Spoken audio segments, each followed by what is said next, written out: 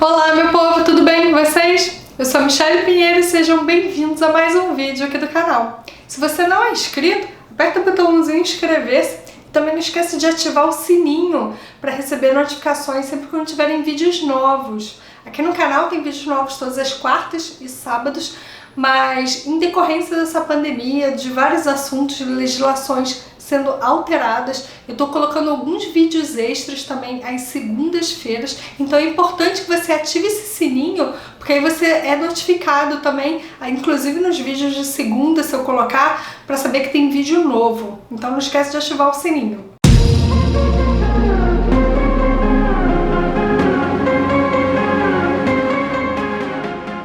Hoje nós vamos continuar a nossa série de vídeos sobre coronavírus e as relações de trabalho que tem sido alterado aí com essa pandemia, com essa crise decorrente do Covid-19. O vídeo de hoje está muito legal, muito importante para todo mundo saber. Então é um vídeo que é para compartilhar com todo mundo, seja empregado, seja patrão, é para compartilhar com todo mundo. Porque hoje eu vou falar de dois assuntos. Um deles, gente, é sobre a falta injustificada e o direito de recusa dos empregados. É uma coisa muito importante que eu não vejo ninguém comentando e que é essencial para a gente manter aí essa quarentena. O outro assunto é sobre o empréstimo que as empresas podem solicitar com condições muito mais vantajosas do que qualquer empréstimo que vai ser solicitado no banco. Legal! Nós vamos começar falando sobre a ausência injustificada e o direito de recusa dos trabalhadores. A Lei 13.979, ela fala sobre várias medidas para o enfrentamento dessa crise do coronavírus. Essa lei considera como justificada a ausência do trabalhador que está em quarentena ou em isolamento. Só que as medidas de isolamento e de quarentena, elas são tomadas pelos gestores locais de saúde. E nem todas as atividades elas estão proibidas de funcionar. Então as empresas que não têm nenhum ato do governo proibindo a execução daquela atividade, elas podem funcionar normalmente e podem exigir que o trabalhador também vá trabalhar. Então, se o trabalhador não vai trabalhar, essa ausência ela é considerada injustificada, porque se você não tem um atestado médico, você não tem a sua ausência, a sua falta, justificada. Logo, essas empresas podem exigir que o trabalhador vá trabalhar, inclusive dando advertências e descontos salariais se o empregado não for trabalhar. Contudo, diante do grande apelo social para as pessoas ficarem em casa e pelo fato também de as pessoas ficando em casa diminui o risco da curva de contágio, é muito importante, então fiquem em casa, quem puder fica em casa, é muito importante.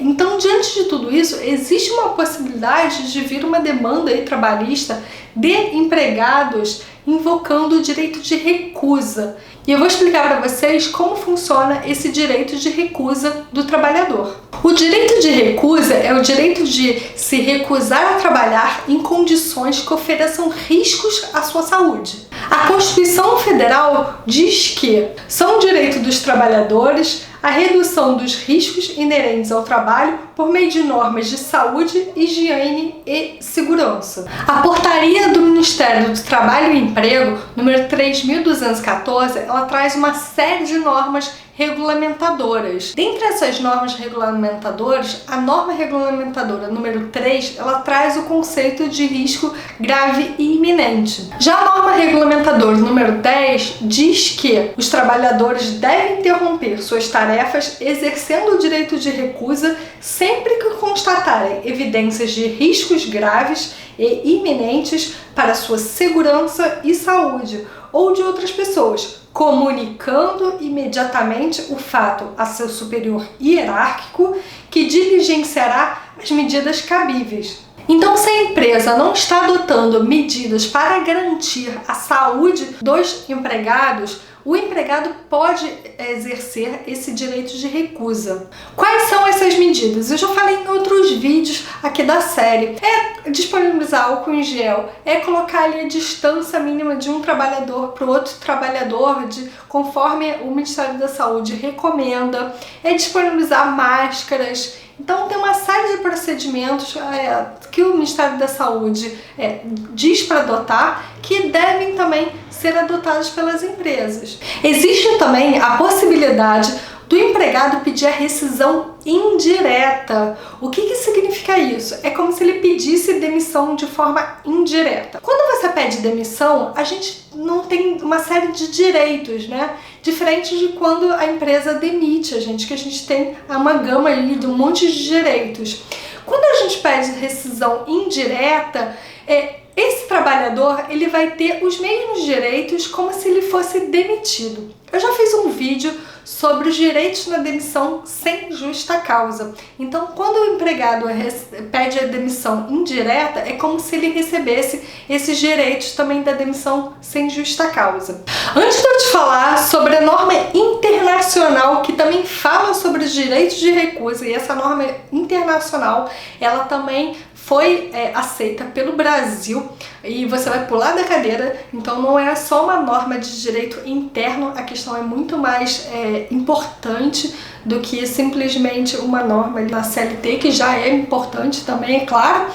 Mas antes de eu falar sobre isso, curte já esse vídeo para deixar esse vídeo chegar a mais pessoas e todo mundo ter conhecimento sobre isso. A Convenção 155 da Organização Internacional do Trabalho, chamada de OIT, ela trata sobre segurança e saúde dos trabalhadores. Ela também é a base para os trabalhadores para invocar o direito de recusa aos trabalhos que ofereçam riscos à sua saúde. Ah, agora eu entendi! Essa convenção diz o seguinte: o trabalhador informará imediatamente ao seu superior hierárquico direto sobre qualquer situação de trabalho que, a seu ver e por motivos razoáveis, envolva um perigo iminente e grave para sua vida ou sua saúde. Enquanto o empregador não tiver tomado medidas corretivas, se forem necessárias, não poderá exigir dos trabalhadores a sua volta a uma situação de trabalho onde exista em caráter contínuo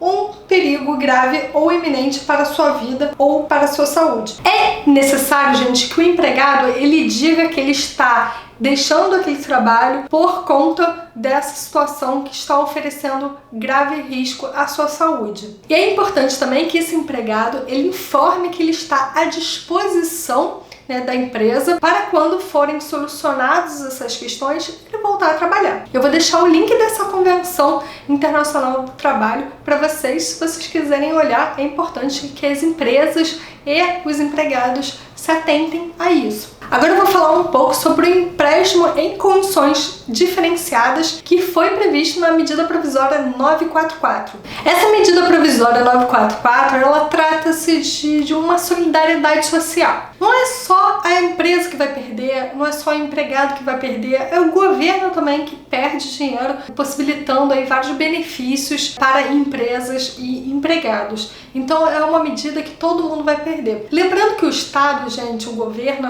de uma forma geral, ele tem um caráter assistencialista.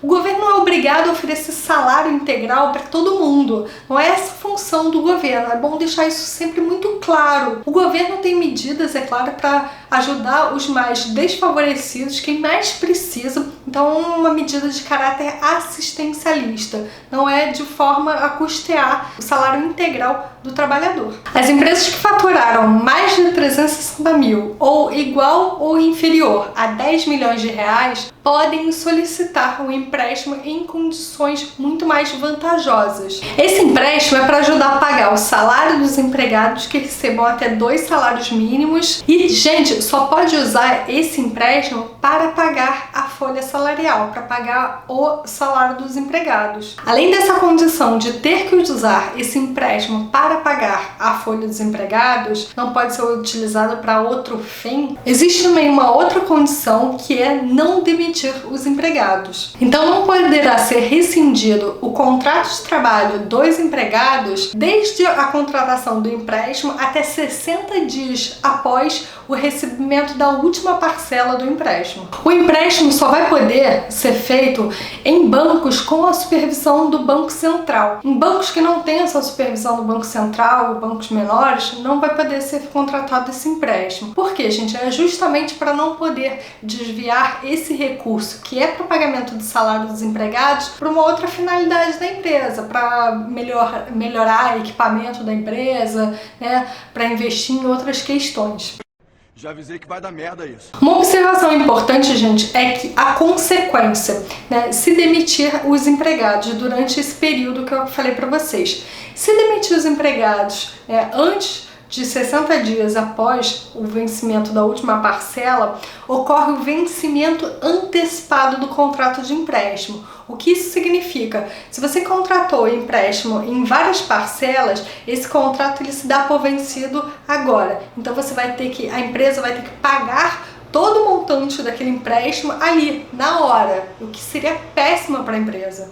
É verdade. Os recursos, gente, e o risco, inclusive, do inadimplemento desses empréstimos, eles vão ser de 15% do banco e de 85% do governo, né, da União. Agora vamos falar das condições favoráveis. Por que esse empréstimo oferece condições favoráveis? O que oferecem? São 3 condições bem favoráveis para quem vai contratar esse empréstimo. A primeira condição favorável desse empréstimo é que as empresas vão poder pagar esse empréstimo em 36 vezes. A segunda condição favorável desse empréstimo é que as empresas vão ter o prazo de 6 meses para começar a pagar. Então existe uma carência aí de 6 meses para começar a pagar, o que vai dar uma folga para a empresa, né, na situação toda, que é o que ela precisa. A terceira e última condição mais favorável e diferenciada desse empréstimo, e que eu acredito que seja o grande diferencial, são os juros, gente.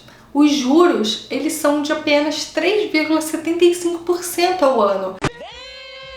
Não é uma taxa de juros que a gente encontra normalmente no mercado. A empresa não vai encontrar essa taxa normalmente no mercado. Os juros são muito mais altos num empréstimo qualquer. Então, essa taxa de 3,75% ao ano, ela é muito favorável às empresas que precisam sair do sufoco para pagar, né, os empregados nesse período. Então esse empréstimo é uma alternativa bem importante que várias empresas vão utilizar para poder pagar os seus empregados. Com isso, as empresas melhoram as suas condições para continuar a exercer a sua atividade econômica. Não esquece de dar o like nesse vídeo e também compartilha ele com os amigos, com a família. Tem muita gente aí que vai querer saber sobre esse conteúdo que é importante para todo mundo saber, para as empresas, empresários, né, para os trabalhadores, para todo mundo.